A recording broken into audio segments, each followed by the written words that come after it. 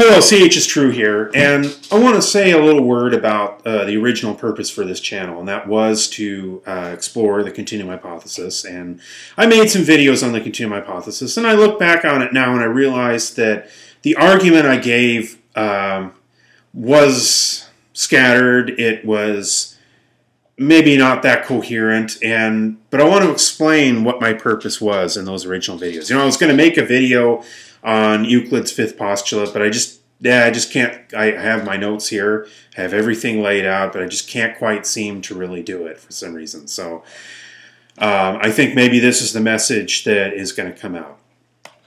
And I'm going to not have comments on this video if you don't mind, because it's a personal message.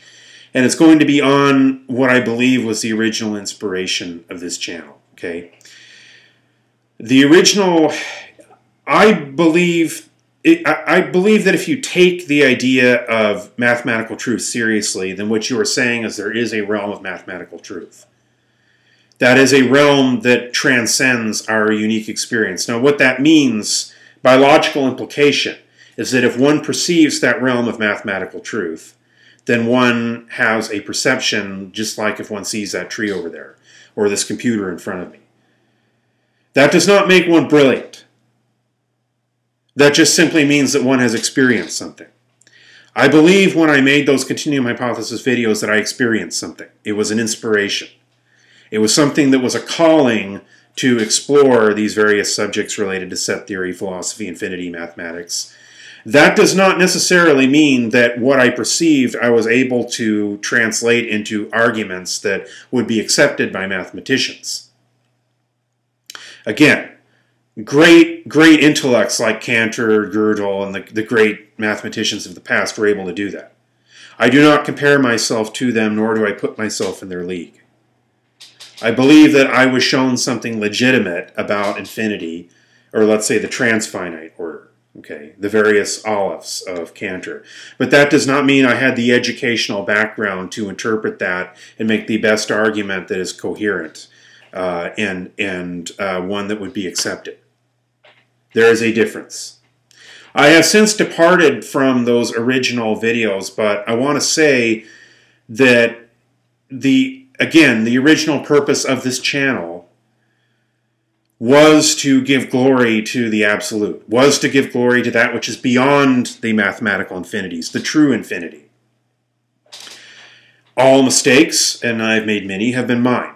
All triumphs belong to the ultimate absolute. Now, I was going to do something again on non-Euclidean geometry, but it just doesn't seem to be coming out today, and Euclid's fifth postulate and all the rest of it. But maybe we'll do that some other time. What I want to say is what I believe the purpose of a philosopher really is. Okay, and a philosopher is not somebody with a PhD in philosophy. A philosopher is not somebody with the most coherent arguments that are the most cogent, because I do not believe that that is necessarily what I've accomplished, okay, by a long shot. The idea of a true philosopher has been lost in the late 19th, the 20th, and the 21st centuries. A true philosopher is one who takes inspiration from the absolute, or that which is beyond the transfinite levels, and that which would be the ultimate infinity, to which Gödel, Cantor, and those people experienced but could never really translate into words. And if they cannot, then I certainly cannot. I not only stand on the shoulders of giants, but one flinch of the giant and I fall off. So here's what I would say. Again, the purpose of the philosopher is to take inspiration from the absolute, which is beyond the transfinite realms. Now, the purpose of this channel, again, is not to glorify my ego or to say that I discovered something. If that has been the understanding that some of you have had, I apologize. Because the ego before the infinite, the true infinite, that which is beyond mathematical infinity, is nothing. And yet the self who is willing to merge with that ultimate infinity, to become nothing, and therefore to become part of that ultimate infinity, is joined in a great circle of love with all human beings, all plants and animals, all planets, all living planets, all space-time, and the entire space-time continuum, which I believe is living. See my video on hylozoism. And all space-time continuums in the entire multiverse and all the brains and every possible order of creation, which I believe is imbued with consciousness. Now, that may not be what you call the scientific worldview, and on that point, we're just going to have to disagree.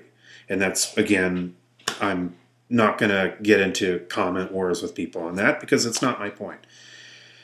But I want to do my best on this channel to humble me so there's less me and more of the absolute, more of the divine light.